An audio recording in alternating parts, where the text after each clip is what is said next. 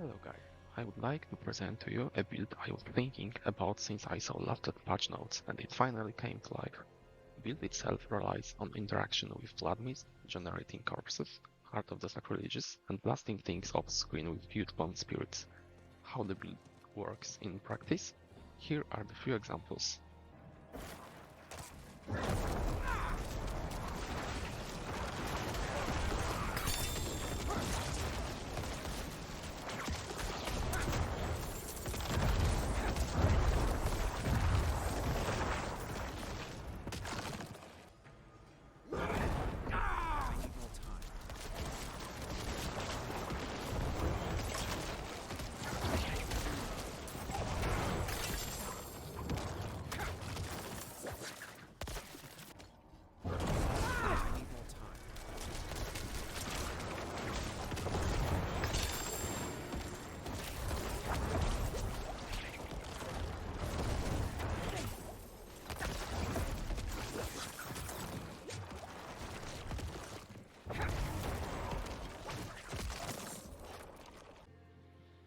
If what you just saw piqued your interest, I would like to invite you to watch a short guide about this build.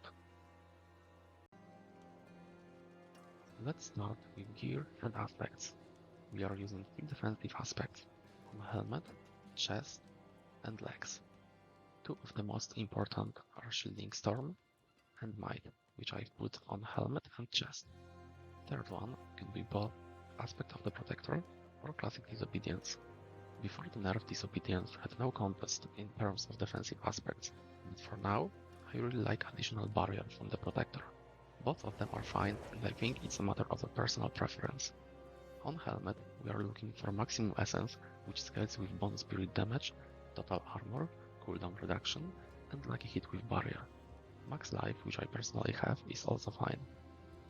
Both chest and legs gear pieces where we want to stack as much defensive as possible, so total armor, damage reductions, and max life are all great. Personally, I think dodge chance is a really underrated stat, and from my experience I know how often it can save life.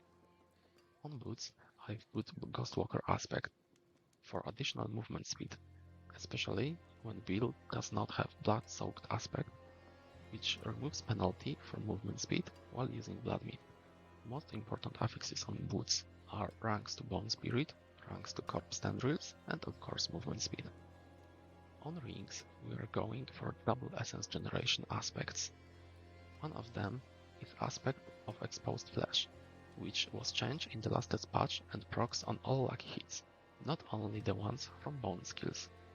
As we are trying to stack as many lucky hit chance as possible, Blighted Corpse Explosion can generate a lot of essence in case we would fail to one-shot entire pack of enemies. For now, the other aspect is newly buffed Torment, which is sadly bugged right now, and gives a lot more essence regen than it should. If hot-fixed version won't be enough to keep our essence up, I would try to go with Umbral aspect. Best stats for rings are for sure crit chance and maximum essence, followed by crit damage, bone crit damage, and vulnerable damage. Lucky hit chance is of course also really good. Now to offensive aspects. On Amulet, we are going for the aspect of Grasping Veins, which is the most important for this build. Of course, its main goal is to help capping our crit chance at 100% to ensure that our bone spirit slaps as hard as possible. There is a lot of good stats on amulets, but the most important ones are cooldown reduction and ranks to macabre skills, which buffs both bone spirit and blood mist, which are crucial for the build. For other ones, we can go for things like total armor or DR for overall tankiness, movement speed, ranks to illusion, or ranks to amplify damage. Of course, we don't need essence cost reduction. On gloves, we should go for aspect of the Edgemaster, which synergizes very well with concept of bone spirit and adds solid chunk of damage. Crit chance and lucky hit chance are the most valuable affixes. Other good ones are attack speed, restore essence on lucky hit, and crit damage with bone skills. For our weapons, we are going for one and focus, with Serration and Sacrificial aspects. Serration is a huge boost to bone spirit damage, and Sacrificial aspect gives us additional crit chance, even more essence, and buffs our crit damage. On wand, besides high item power, we are looking for typical bone stats, so crit damage, bone crit damage, and vulnerable damage. There are a lot of good stats we can go for our focus, but the best ones are crit chance, cooldown reduction, and both normal lucky hit chance and lucky hit chance with barrier. Restoring essence on lucky hits is also good. In case of malignant hearts, we are not using any of the wrathful ones. Two of them are standard for almost all necro builds, so Necropify Aura and Autocross Explosion. Third one is buffing our crit damage, as we are trying to use Bone Spirit always at 100% crit chance. For Book of the Dead, we are sacrificing Skirmishers for crit chance, Shadow Mages for additional essence, and Iron Golem for crit damage. Now let's talk about skill tree. We are starting with Bone Splinters. First iteration of this build had Reap for corpse generation, but the more I played, I noticed it's kinda difficult to initiate fight with Reap and then wait for corpse tendrils to pop. Bone Splinters are ranged and better at generating essence on single target. Acolyte's Bone Splinters gives us additional crit chance, which is handy sometimes, and also skill itself is not that bad at simply doing some damage. There are situations, for example, when one enemy left from the pack of enemies and we would not like to commit another full essence Bone Spirit on it, so we can just finish him with shards. It works really well, even on tier 100. In my feeling, after swap from Reap, build started to feel way smoother. Then we are going for additional essence and Hued Flesh. In next section, we are putting 2 points, as we get another 3 from our neck in Blood Mist, and go for Ghastly Blood Mist, which is the main mechanic of the build.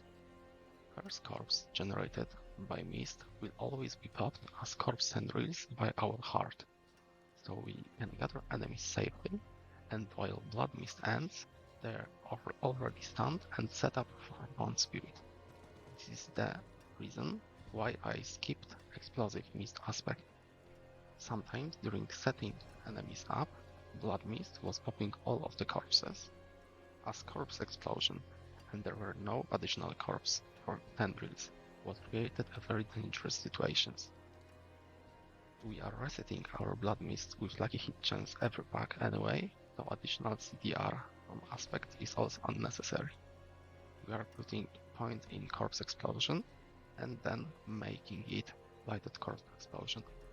As in every lucky hit based build, this is our main lucky hit generator. We are finishing this section with 3 points in both Grim Harvest and Fueled by Death, as we are popping corpses all the time. Next section's main skill is of course Abhorrent Decrepify, which is our cooldown reset mechanic. During setup, we are putting curse on every enemy, so Amplify damage is a flat boost for our Bone Spirits. Lastly, Death's Embrace gives us another damage multiplier and additional DR as we are always close from enemies. Then we are going for Plate Corpse Tendrils, which is our only way of applying vulnerable on targets. 5 points in Bone Spirit, which is further buffed by our neck and boots. Dreadful Bone Spirit helps with Essence Regen, but if you are not hitting necessary crit chance cap, Ghastly Bone Spirit is also a viable option. 3 points in Serration or additional crit chance, 1 point in Compound Fracture, as we are not critting as constantly as Bone Spear, and 3 points into Evolution. We are finishing our build with Standalone, Memento Mori, Supreme Bone Storm, and of course Ossified Essence. Onto the Paragon Board, which is almost the same as for my Bone Spear. We are starting with Control, as this is the biggest multiplier glyphs can provide. Nice tech here to change Control with Amplify on boss fights, so we are not putting CC on bosses. Then we are going for Bonegraft Board, where we take almost every rare node except Erudite. This is a heavy dex board, so we are going for Essence Glyph here. Next is a Flesh Eater board with Sacrificial Glyph. First iterations of this build had Flesh Eater node, which is a huge boost to Bone Spirit damage, but in practice I saw that those 6-second windows were very often missing our Bone Spirit casts, as we don't really control it because of the Heart of the Sacrilegious. There is also no time for 5 corpse explosions during initial setup, where we are doing most of our damage. If you want to try it yourself, there are 5 points in starter board which can be moved freely.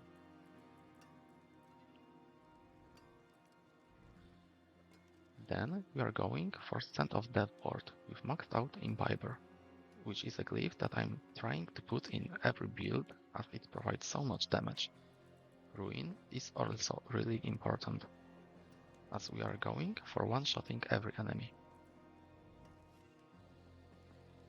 We are finishing our Paragons with Bloodbath board and max out Exploit glyph.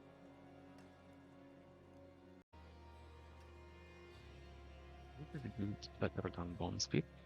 Lead as well, and being high range should make Bone Spear a safer build. Bonemist, on the other hand, is more complex and requires some sort of planning your moves ahead. You are also in the middle of the fight, where your Blood Mist is your main tool to survive. It punishes mistakes, but when played correctly, you are practically unkillable, and able to one-shot whole packs of elites with one skill on tier 100. The main question is, how does the build perform in practice when pushing tier 100? Let's find out.